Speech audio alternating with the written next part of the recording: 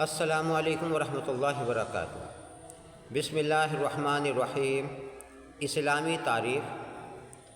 اللہ تعالیٰ نے حضرت موسیٰ علیہ السلام کو نبوت اور معجزات دے کر فرعون کی ہدایت کے لیے بھیجا۔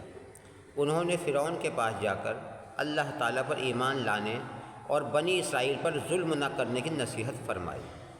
فرعون اور اسی قوم نے ان کو جھٹلایا تو اپنی نبوت کی تصدیق کے لیے معجزات پیش فرمائے، مگر فرعون نے غرور اور طاقت کے نشے میں حضرت موسیٰ علیہ السلام کی دعوت کا اثر قبول کرنے کے بجائے آپ صلی اللہ علیہ وسلم کے معجزات کو جاری جادوگری کا کرشمہ سمجھ کر مقابلے کے لیے ملک کے ماہرین جادوگروں کو بلا لیا، مگر وہ جادوگر مقابلے میں ناکام ہو گئے اور نبوت اور سحر کے فرق اور معجزے کی حقیقت کو سمجھ کر جادوگروں نے ایمان قبول کر لیا۔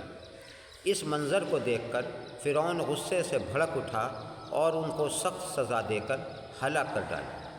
اس کے بعد بھی حضرت موسیٰ علیہ السلام مسلسل انہیں دعوت دینے میں مصروف رہے، مگر ان بکبکیوں نے پھر بھی ایمان قبول نہ کیا، جس کی وجہ سے ان پر قحط سالی، طوفان، ٹڈیوں کا دل، جوں، مینڈک اور خون کے عذاب کا سلسلہ شروع ہو گیا۔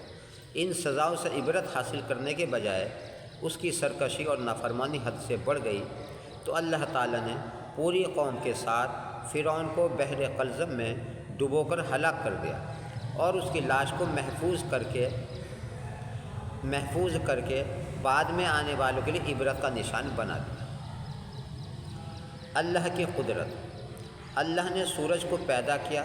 دراصل یہ ایک آگ کا گولا ہے جو پوری دنیا کو روشنی کے ساتھ ساتھ گرمی بھی مہیا کراتا ہے۔ سورج ایک سیکنڈ میں زمین پر جو گرمی پھینکتا ہے وہ لاکھوں ایٹم بم زمین پر گرائے جانے کے برابر ہے، جبکہ ایک ایٹم بم شہروں کو تباہ کرنے کے لیے کافی ہے۔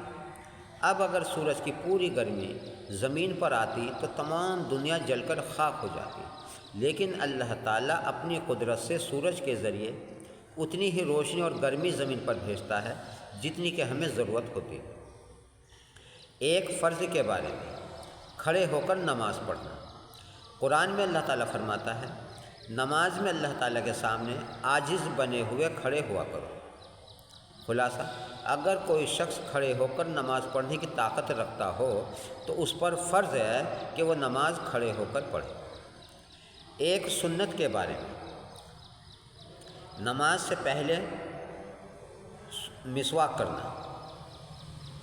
حضرت زید بن خالد جوہنی رضی اللہ عنہ بیان کرتے ہیں کہ نبی کریم صلی اللہ علیہ وسلم جب بھی کسی کام کو چھوڑ کر نماز کے لیے نکلتے تو مسواک فرماتے۔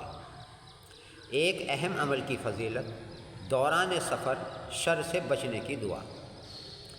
نبی کریم صلی اللہ علیہ وسلم نے فرمایا، جو شخص کسی مقام پر ٹھہرے اور وہ یہ دعا پڑھے تو اس مقام سے روانہ ہونے تک کوئی چیز اسے نقصان نہیں پہنچائے گی۔ اعوذ بکلمات اللہ التامہ من شر ما خلق۔ ترجمہ، اللہ کے مکمل و جامع کلمات کے ذریعے تمام مخلوق کے شر سے پناہ چاہتا ہوں۔ ایک گناہ کے بارے میں، ایک برے کلمے کی سزا۔ نبی کریم صلی اللہ علیہ وسلم نے فرمایا، انسان ایک ایسا کلمہ بولتا ہے جس کا مطلب بھی وہ نہیں سمجھتا، حالانکہ وہ اس کلمے کی وجہ سے مشرق اور مغرب کے درمیانی فاصلے سے بھی زیادہ دور جہنم میں جا کر گر جاتا ہے۔ دنیا کے بارے میں، دنیا کی مثال۔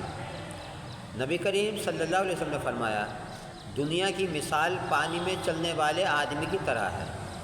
کیا جو پانی میں چلتا ہے اس سے یہ ہو سکتا ہے کہ اس کے قدم نہ بھیگیں؟ خلاصہ، جس طرح پانی میں چلنے والے کا قدم بھیگے بغیر نہیں رہ سکتا، اسی طرح دنیا میں گھسنے والا گناہ اور آفتوں سے نہیں بچ سکتا۔ آخرت کے بارے میں، اچھے لوگ کامیاب ہوں گے۔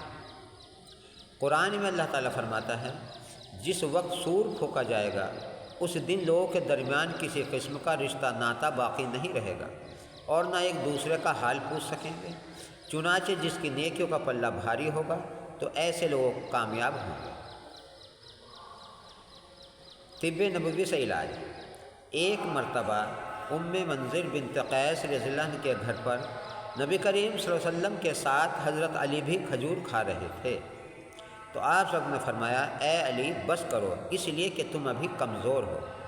منذر کا بیان ہے کہ میں نے ان کے لیے چقندر اور جو کا کھانا تیار کیا تو آپ صلی اللہ علیہ وسلم نے حضرت علی سے فرمایا اے علی اس کو کھاؤ، اس لیے کہ یہ تمہارے لیے فائدہ مند ہے۔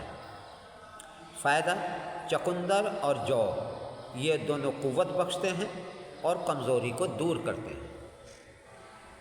قرآن کی نصیحت، قرآن میں اللہ تعالیٰ فرماتا ہے جو کچھ مال اللہ تعالیٰ نے تم کو دیا ہے اس سے آخرت کے گھر کی تلاش کرو اور دنیا میں سے اپنا حصہ لینا نہ بھولو، اور جس طرح اللہ تعالیٰ نے تمہارے ساتھ احسان کا معاملہ کیا ہے تم بھی لوگوں کے ساتھ احسان کا معاملہ کیا کرو، اور زمین میں فساد پھیلانے کی خواہش مت کرو، بے شک اللہ تعالیٰ فساد کرنے والوں کو پسند نہیں فرماتا۔ اللہ تبارک و تعالیٰ عمل کرنے کی توفیق عطا فرمائے۔ محترم حضرات، یہ تھی آج کی ہماری تعلیم، آپ خود بھی سنیں اور اپنے ملنے والوں تک بھی یہ شیئر کریں تاکہ وہ بھی سن سکیں اور اسی طرح سے ہم سب ثواب میں حصہ لے سکیں۔ اور محترم حضرات، اسی طرح سے آپ سب سے درخواست ہے کہ اللہ تبارک و تعالی ہم سب کو 5 وقت نماز پڑھنے کی توفیق عطا فرمائے، اور آپ بھی کوشش کریں اور اپنے ملنے والوں سے بھی کہتے رہیں کہ بھئی نماز کی پابندی کریں۔ نماز فرض ہے، فرض کو نہ چھوڑیں، نماز کی پابندی ضرور کریں۔ اللہ تبارک و تعالی ہم سب کو 5 وقت نماز پڑھنے کی توفیق عطا فرمائے۔ آمین ثم آمین۔ جزاک اللہ۔